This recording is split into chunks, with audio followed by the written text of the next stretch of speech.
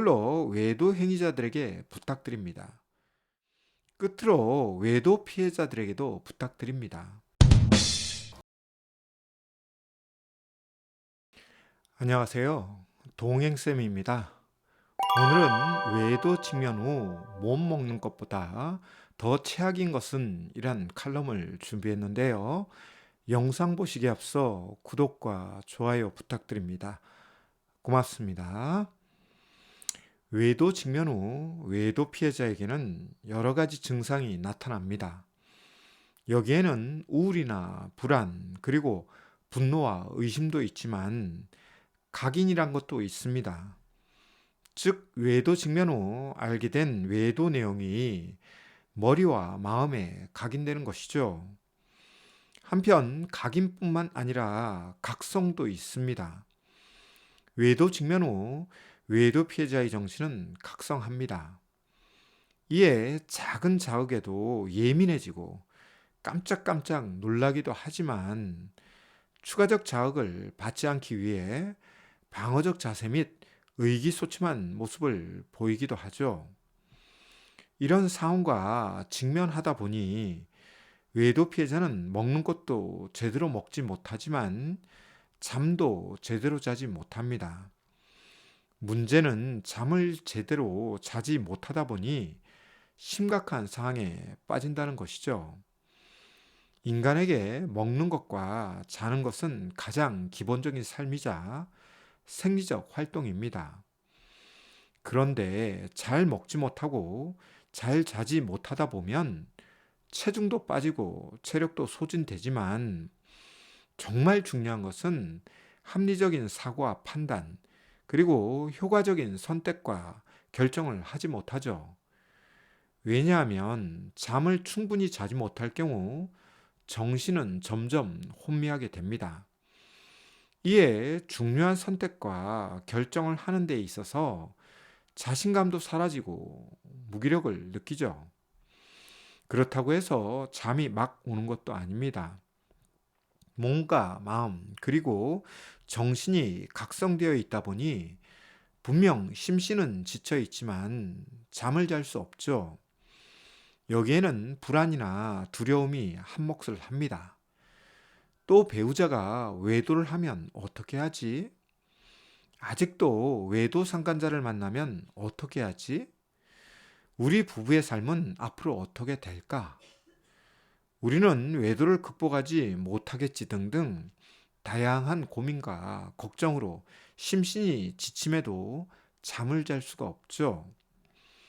그런데 이런 고통과 괴로움을 외도 행위자는 공감하지 못하고 오히려 편안하게 잘 자는 외도 행위자도 있다고 합니다. 이런 모습을 바라보는 외도 피해자는 자괴감과 함께 외도 행위자가 너무나 얄밉다고 하죠. 아니, 얄미운 것이 아니라 미움과 증오, 그리고 경우에 따라서는 혐오까지 생긴다고 합니다. 그래서 어떤 분들은 살인 충동까지 생긴다고 하는데요. 한편 이런 상황을 견디다 못해 약물 도움을 받는 분들도 있지만 수면 유도제를 먹는 것에 대해 자괴감이 생기는 분들은 이것조차 거부하는 경우도 있죠.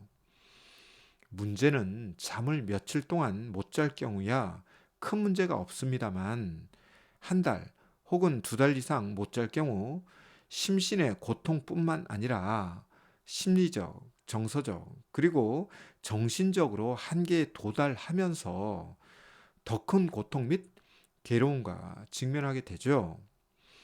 여기에 자신의 외도 피해 고통을 주변 사람들에게 털어놓지 않는 분들의 경우 소가리를 하면서 우울, 억울, 울분, 분노, 불안, 의심 등으로 신경증이 생기게 되는데요. 유감스러운 것은 이런 시간을 한참 흘러보낸 후 약물 치료나 상담 치료를 찾는 분들이 많다는 것이죠. 이에 외도 직면 후 묵힌 시간만큼 추가적으로 생긴 증상 때문에 치료의 시간이 길어지거나 경우에 따라서는 증상이 만성화되는 경우도 있는데요. 이런 경우를 상담 현장에서 만나게 될 경우 참 안타까운 상황이 되죠.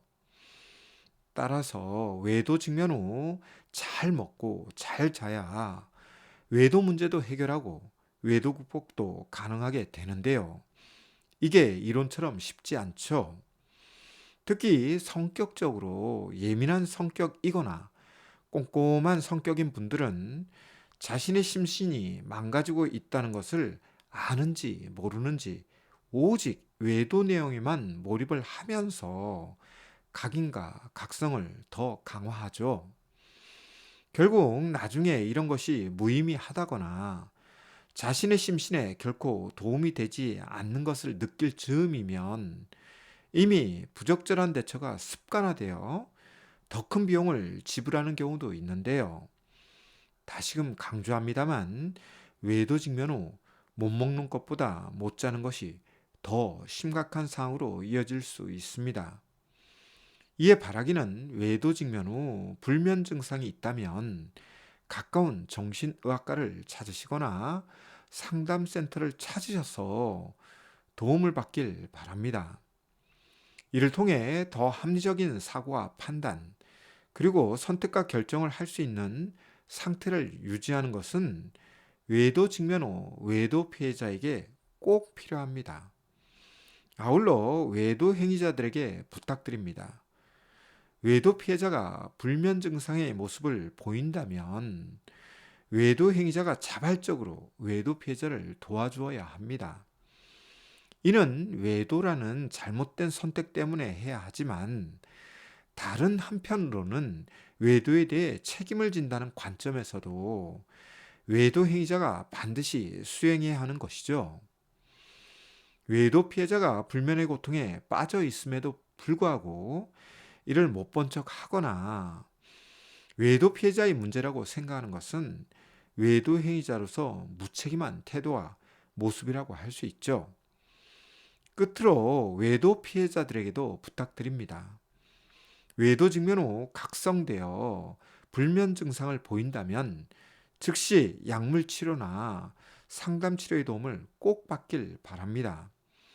잠을 제대로 자지 못하면 생각이 혼란스럽고 왜곡된 사고를 할 가능성이 높으며 중요한 선택과 결정 앞에서 헤매거나 부적절한 선택 및 결정을 할 가능성이 높습니다.